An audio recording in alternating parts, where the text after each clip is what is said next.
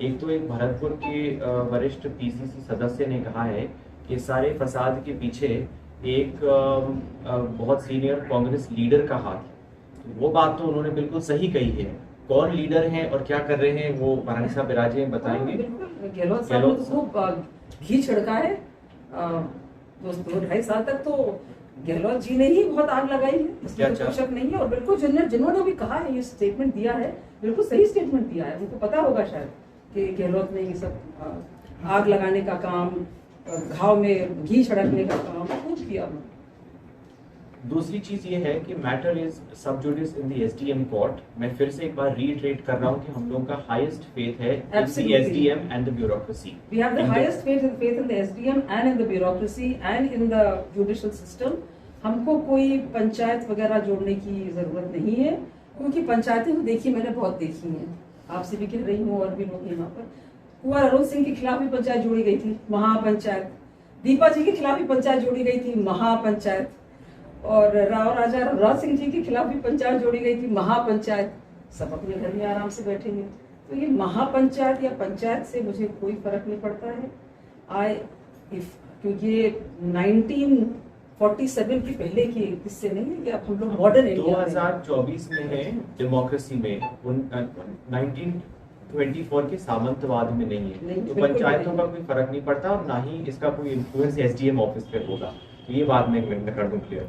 और तीसरी चीज ये है कि बहुत दिनों से एक समाज जो हर चीज किसी का ठेका लगा के घूमने की इच्छा प्रकट करता है, मैं उनसे क्लियर कर दूं कि आज मैं मीडिया में कंफर्म कर रहा हूं कि मेरे बार बार ये चीज पे डिस्कशन नहीं होगा। Today is the final time. Bharatpur राज परिवार की निकास करौली राज परिवार से हुआ है। That is it, full and final. Kaila Devi माँ करौली हमारी कुल देवी है, full and final. Giriraj ji हमारे इष्ट देव। There is no more discussion. आप किसी भी दुनिया के हिस्टोरियन से पूछ लीजिए। मेरे फादर इन लॉ स्वर्गीय एच.एस. महाराजा सवाई ब्रजेंद्र सिंह जी ने भी मुझे ये शिक्षा दी थी कि हम लोग का निकास बेटा वहीं से है। और सब जानते हैं, आप किसी से भी आप you can ask the best historians you want in India, abroad, anywhere. तो ये बार बार वो करना और ये दूसरों से कह के, मैं फिर रिपीट कर रही हूँ जो मैंने उस दिन किया था, दूसरों से कह के ट्रोल करवाना। आपको क्या लगता है कि हमारे पास लोग नहीं है जो ट्रोल कर सकते हैं? लेकिन अगेन आई एम रिपीटिंग, हमारे पास ऐसे लोग इस तरह की करने का काम किसी को इजाजत नहीं। और ये जो समाज के ठेकेदार, एवरीथिंग इज लीगल। ये जो समाज के ठेकेदार बन रहे हैं, तो समाज की बात कर कौन रहा है? हम अपने परिवार की बात कर रहे हैं। और वो बात बिल्कुल सत्य है कि हम लोगों का जो निकास है वो करौली से हुआ है। अब इस बारे में बार बार इसको डिबेट करना, बार बार हाँ उल्लड़ होना, सोशल मीडिया पे लोगों का अपना गुस्सा निकाल रहे, ब्लड प्रेशर बढ़ा रहे, कर क्या लिया आपने? कुछ भी नहीं। चीज तो ये कि मुझे पूरा यकीन है और हमारे सोर्सेज से कि he was tapping our calls. हमारे लिए कॉल, जो हमारे कॉल्स थे उनको ये लोग रिकॉर्ड कर रहे थे। दूसरा, मोती महल पैलेस के बाहर जो नगर निगम एरिया है, जो यूआईटी एरिया है, उसका सौंदर्यीकरण प्रोजेक्ट्स कई सारे तत्कालीन एडीएम साहब सैंक्शन करके गई थी। उन सारे सौंदर्यीकरण प्रोजेक्ट्स को रोक दिया गया, जहां तक कि मोती महल पैलेस के अंदर जो भरतपुर का स्विच काम हो रहा है वो तक नहीं हो पाया। That is the second point. Third point ये है कि हम लोगों को कुछ अपने परमिशंस चाहिए थी यूडीएच से किसी काम की, कई तो वो सब हमारी जो बातें थी रोक दी गई। हम लोगों ने अशोक गहलोत जी से मिलने का भी प्रयास किया, लेकिन वो भी रोक दिया गया।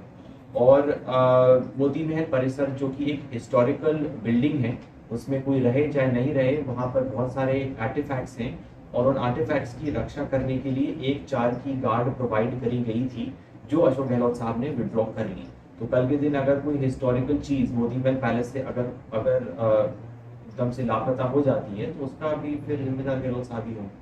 तो ये चीज़ है। और हमारे लोगों को भी बहुत ज़्यादा परेशान करने की मतलब कोशिश करी गई। किसी ने अगर हमारे फेवर में पोस्ट डाल दी फेसबुक पे, तो उसके यहाँ पर फोर्स भेज दी गई, उसको अरेस्ट कर लिया गया। तो ये सारी चीज़ों के जो हैं, इसमें गहलोत साहब बिल्कुल पूरे 100% रिस्पॉन्सिबल है। क्योंकि हमारे तो फ़ोन पे भी बहुत थ्रेटनिंग कॉल्स आए हैं, हमारे स्टाफ को भी थ्रेटन किया गया है, हमारे साथ जो लोग ऑफिस में काम करते हैं उनको भी थ्रेटन किया गया है। मैंने चिट्ठी भी दे रखी है, मैंने दी थी, उन्होंने दी 2.5 साल पहले मैंने वो भी दी थी चिट्ठी कि मुझे और मेरी टीम को अगर कुछ होता है तो उसका कौन जिम्मेदार है।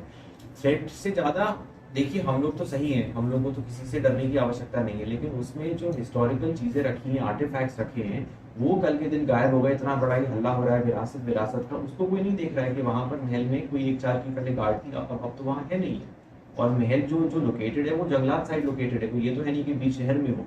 तो इसमें कॉन्ट्रडिक्शंस बहुत है कि एक तरफ तो आप लोग उसका हल्ला मचा रहे हो कि इसमें तो साहब भरतपुर की विरासत ये वो, तो विरासत की रक्षा करने के लिए जो सुरक्षा कर्मी दिए गए थे उनको ही आपने विड्रॉ कर लिया, तो फिर